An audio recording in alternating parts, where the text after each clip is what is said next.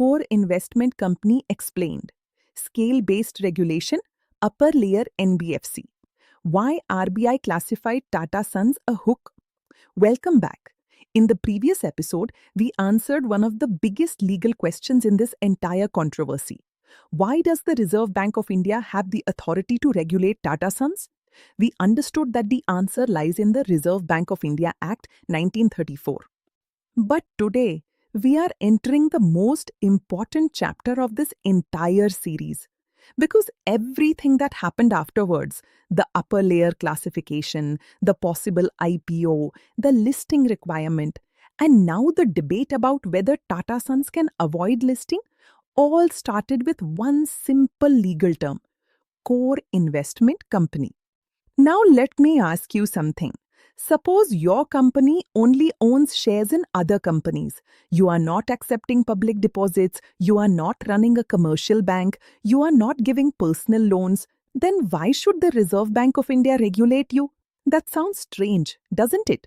Well, that is exactly what happened with Tata Sons. And once you understand the legal framework behind a core investment company, you will understand almost 80% of this entire controversy. Today, we are going to study the actual RBI framework, not newspaper headlines, not social media opinions, the actual regulatory framework.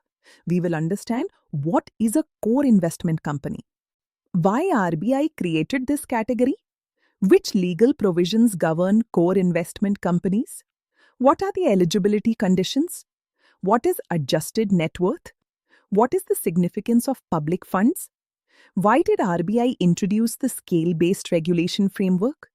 What are base layer, middle layer, upper layer and top layer NBFCs? And finally, why Tata Sons was classified under this framework? So stay with me till the end, because every concept we discuss today will become important in the next episode when we analyze whether Tata Sons can legally avoid listing. Short recap of episode 1.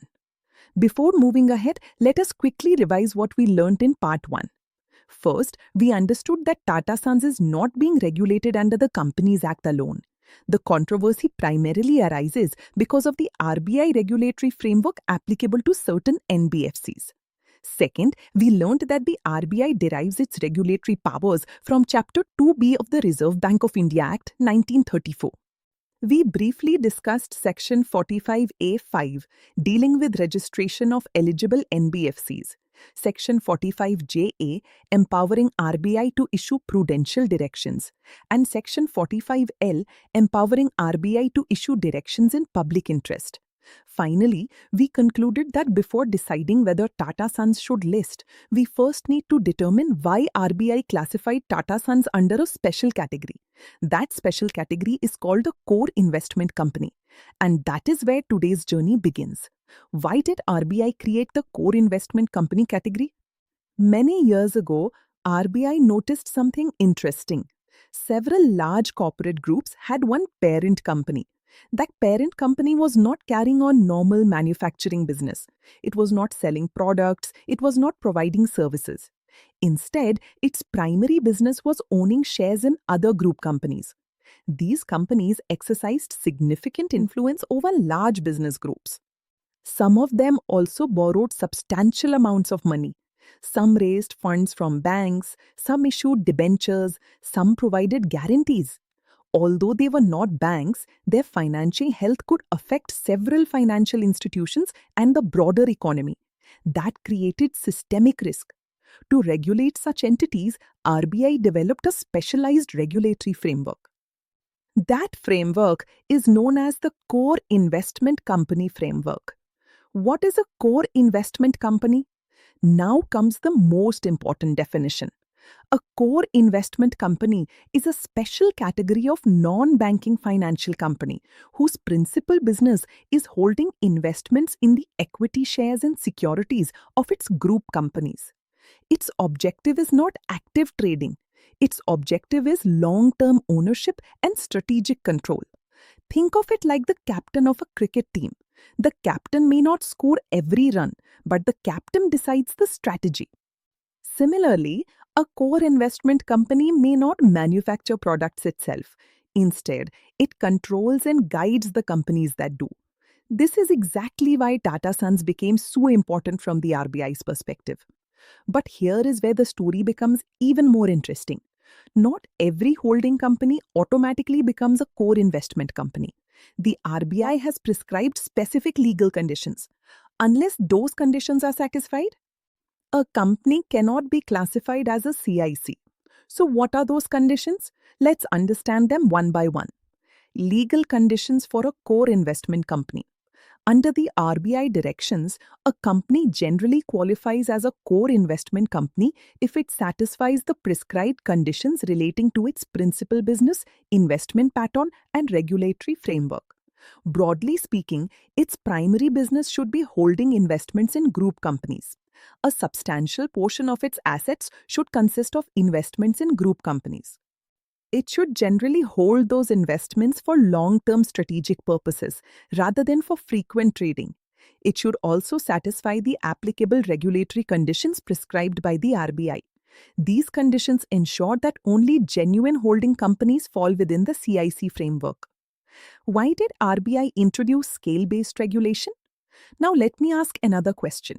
Should a small NBFC with assets of 100 crore rupees be regulated in the same manner as an NBFC having assets exceeding 1 lakh crore rupees? Obviously not. The larger the institution, the greater the possible impact on the financial system.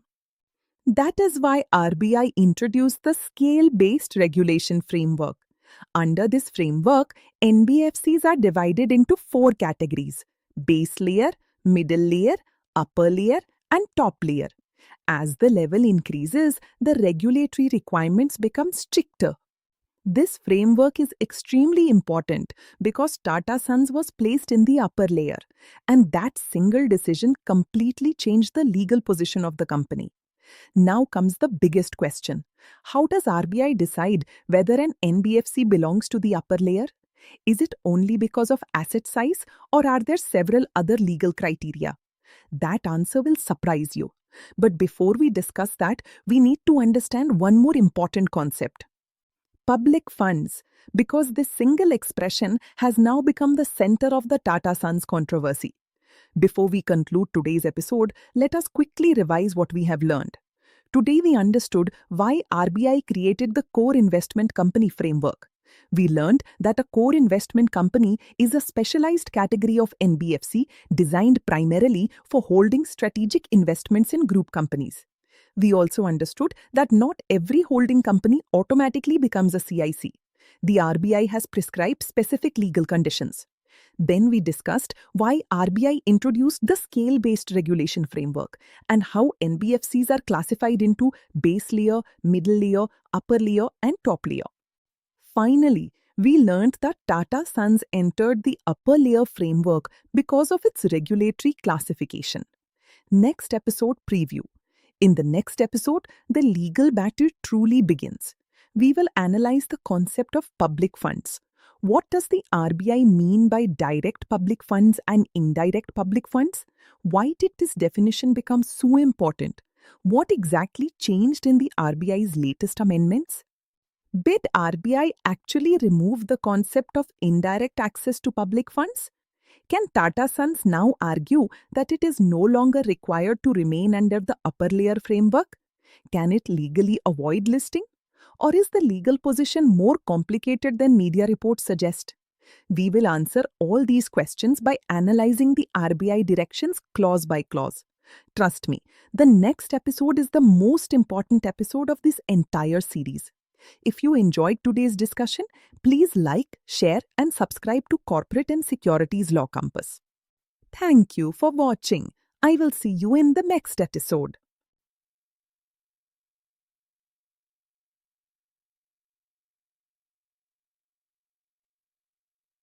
Disclaimer: viewing this video or accessing the content on this channel are free and does not create any professional, advisory, or client relationship between the speaker and the viewer.